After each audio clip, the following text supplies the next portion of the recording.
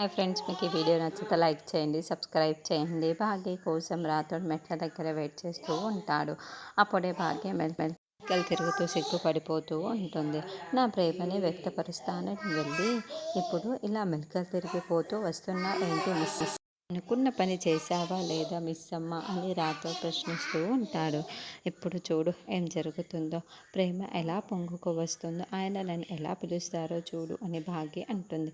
ఏంటి సారు మిమ్మల్ని పిలుస్తారు అని రాతో ఎగతాళిగా మాట్లాడుతూ ఉంటుంది.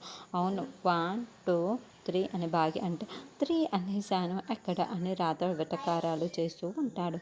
అప్పుడే అమర్ భాగ్య అని కేకలు పెడుతూ గదిలో నుంచి పిలుస్తూ ఉంటాడు.